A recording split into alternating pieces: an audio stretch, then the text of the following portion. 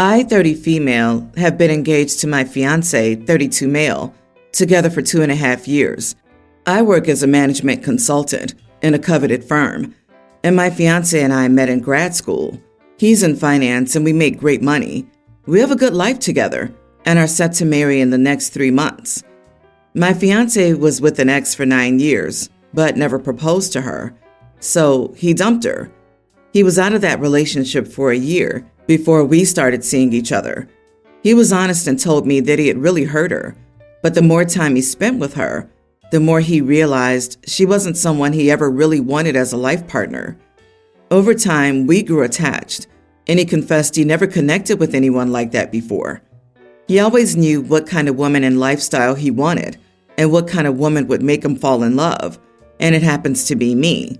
And he proposed to me after 1.5 years, and we're both child-free. Some twisted part of me felt the glee, validation, and ego stroking as I got this man to commit, despite dating him for a much shorter time. According to him, his ex was also child-free, but he mentions that he doesn't think he ever really loved her and stayed with her only because of how long they had been together. When he dumped her, she was obviously a mess, as she desperately wanted to marry him and tried to get him back, but he moved on. Last week, my fiance took me as a +1 to his college reunion party, where his ex was also going to be there.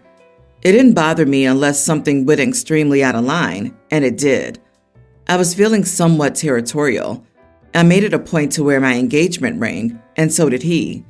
It looked like chatter went around, and she found out and got absolutely intoxicated. She barged into our circle and started confronting my fiance about how he had found a hotshot eye candy as his trophy wife when she should have earned that title. I kept silent, but then she turned to me and said, "Men like him marry the woman in front of them when they're ready for marriage, so good luck." I was seething but kept my calm, and in front of the people around me, told her, "Oh, honey, sorry, but he didn't want you. If he wanted to propose, he would have. Next time, I hope your role is not limited to helping others refine their preferences and partners." I don't know what happened, but she started hysterically crying after hearing it. She was intoxicated, so she crashed against the table and made a complete fool out of herself. We shortly left after she was removed from the party by the host. My fiance and I felt she deserved to hear that, but now I'm starting to feel maybe it was too harsh. Am I the idiot? You are the idiot. Conceited, egotistical idiot. You won. You got the dude. She was intoxicated. And yes, she shouldn't have confronted you, but you could have been a bigger person and just walked away.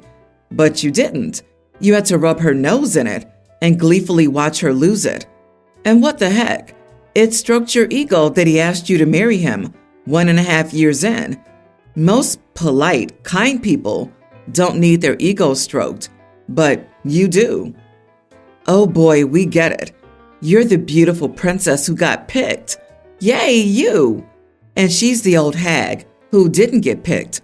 It took a 10-page dissertation to let us know you got picked. Congrats! OP, why are you so desperate to prove how superior you are? Why can't you have compassion for her? You could just as easily have been the other woman he led on for 9 years and then just moved on from. I have no respect for your fiance, a spineless little worm. Me, awesome me. OP sounds like such a delight. Darling, you do know about karma, don't you? Just give him 6.5 more years, and you'll find out. Just wait till he gets bored of you, like he got bored of her. That poor girl. Exactly. OP will spend the next 6.5 years telling everyone she got picked, but then she'll have to start all over trying to get picked again. OP, how are you in your 30s and still have this kind of high school relationship naivete, like getting married in 3 months with some mic drop? Like engagements and marriages never crash and burn.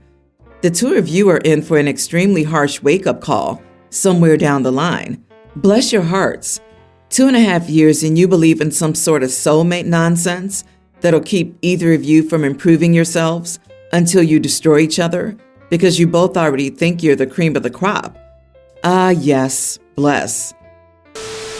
Our family does not have anything that requires a full-size truck. We don't haul anything, we don't camp, and we don't own a trailer. We have zero reason to own a $100,000 truck, other than that my husband really wanted it. It was in our budget, and he was adamant that this is what he wanted. We have 3 kids, 2 teens, and our awesome surprise baby. Not planned, but a joy, to be sure. We never take the baby anywhere in the truck. My husband keeps it pristine. My son has a Jetta that he purchased with help from us and his grandparents. It's a reliable car, but it's not in great shape. I have a Porsche Cayenne that is our family vehicle. The back seat has the usual stains from the baby. That's life. Well, my husband recently got a promotion, and he has to go downtown twice a week now. He tried driving his truck, but it won't fit in the parking garage at his office. He had to park a block away at a surface lot where hooligans and ne'er-do-wells might harm it. He asked me if he could use my car on the days he goes into work. I said that would not be a problem. He just had to put the car seat in the truck so I could drive with the baby. Nope. He wanted me to drive our son's car and chauffeur the older kids and not touch his truck. I declined his generous offer and told him my car was off limits because I needed it for myself. So now he has to borrow our son's Jetta because his only other option is public transportation. He could afford to Uber in, but he doesn't want to do that either. He says I'm being a jerk by not letting him use my car, but I think he's being unreasonable about his truck. Not the idiot. There are 3 cars, a cheap one for the son, a family one that's needed to transport the younger children, and the one your husband chose and bought for use for himself. We have to be responsible for our choices sometimes.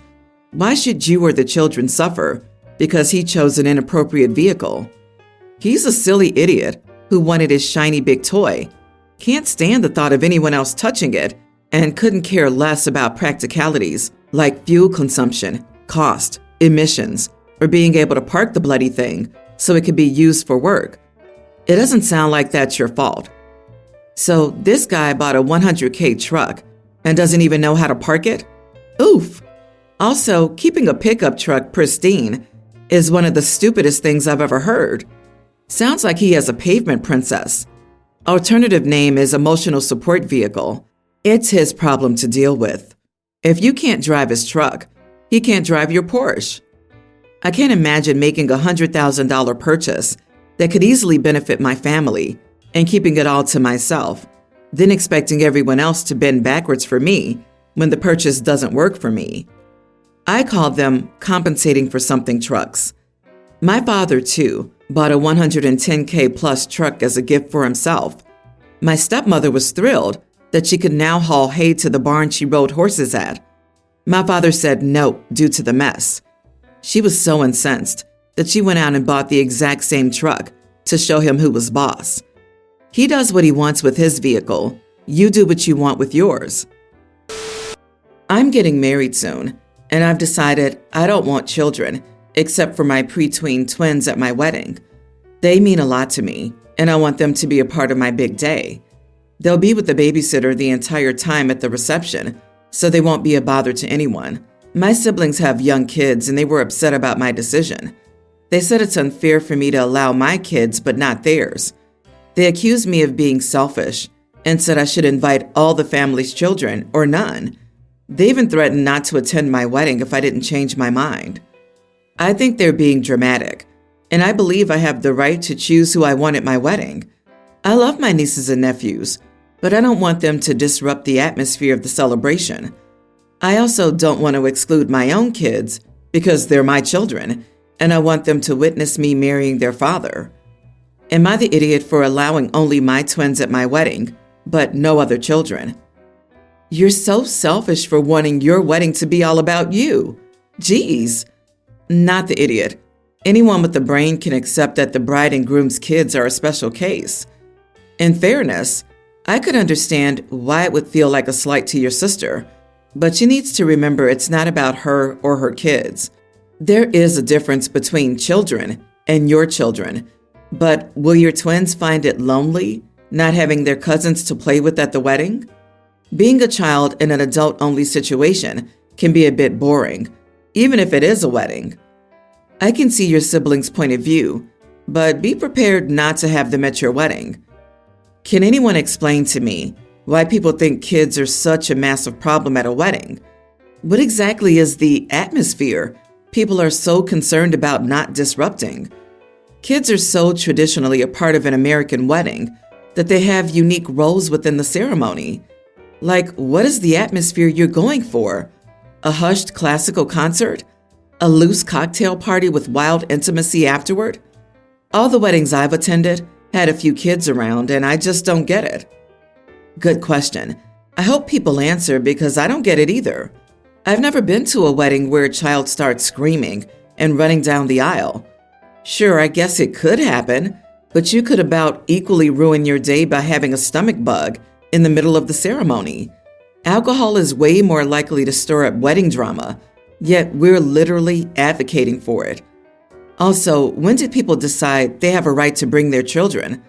Literally since the dawn of weddings. Children have always attended weddings. It's way more insane, in my opinion, to expect everyone you know to drop everything and hire a sitter because, God forbid, their attention not be laser trained on you for 1 second. My ex and I were together for 9 years, and we had a son who was a toddler when I learned my ex got another woman pregnant. I filed for divorce immediately, and he moved in with his other woman. Right after the birth of my ex's daughter, the other woman disappeared off the face of the earth. My ex's sister told me that the other woman hadn't wanted a baby, and it was suspected she moved back to the UK, where she was originally from, but none of them knew for sure. Ex and I have equal parenting time with our son. We're supposed to split the cost of things, but I usually pay more because he's unable to provide everything. The judge ruled no child support because we technically make the same. It's just he has an extra mouth to feed. Our son is now a preteen, and my ex's daughter is a kindergartner. My ex has expressed concerns a few times about how much more our son has. Our son wanted to do extracurricular activities, so I paid for those. I also make sure he has all he needs for school.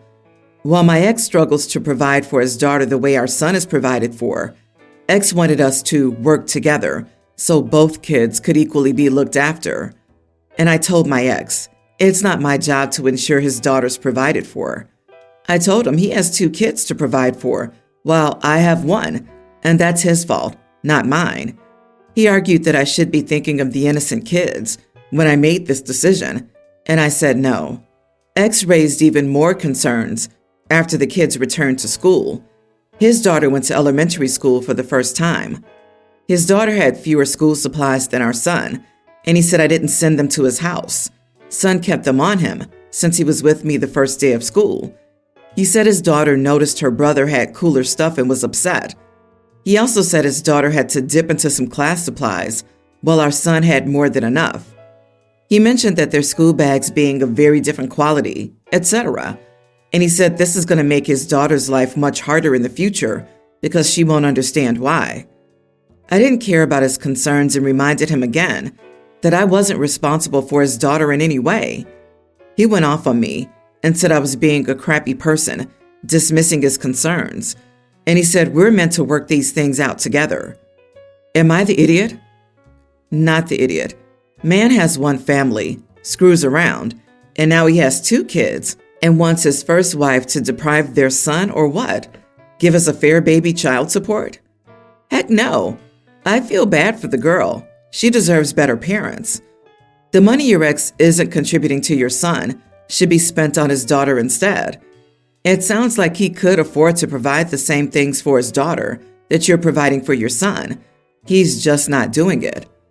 I also don't believe a kindergartner noticed the difference between book bags unless the dad bought the cheapest one. It sounds like OP doesn't even ask him to split the cost of her son's supplies. He wants to offload the extra labor of shopping for stuff onto her. Can't we work something out? Can't you just do the mom work and buy stuff for both kids so I don't have to? There's a straightforward solution here. He can find the mom and make her pay child support. He can get a second job. He can ask his family for money. He can sell some possessions. He can dip into his retirement money. He can get rid of cable. He can switch to generic brands. He can learn how to count cards in Vegas. He can start an Etsy store. Does the girl's mom family not help? Is her name not on her daughter's birth certificate? I honestly don't know. She might not be because she took off almost immediately after the little girl was born. If she's from the UK, they might not know the girl, her daughter, exists, since it sounds like she's just gone with no way to contact her. I think there might be some embarrassment. From what his sister told me, it sounds like he didn't know much about her, and he might be ashamed to admit he doesn't know exactly where she's from, and maybe doesn't even know her full name. His sister said there are a lot of things he couldn't answer about her. Wow, that's wild. Unless she gave birth in the back of a cab and jumped out before it got to the hospital, her name is on the birth certificate. However, this chick did you a favor. You dodged a bullet. Your ex isn't just an idiot. He's something way much worse. He's stupid. Those are the most dangerous people on the earth. To be petty, I would still try some social media to find the affair partner, or even better, some family, and tell them that she's a deadbeat parent. I don't like her. Neither your ex. I have a preschool daughter. She's in her princess phase. My sister-in-law and I differ on a few things, but one thing we disagree on is boy and girl clothes and toys. I was not strict with it when Emma, my daughter, was little. She wore all types of clothes since she was a baby, and she didn't care. At the time, sister-in-law would give baby boy clothes, and I didn't care. The issue is she keeps doing this.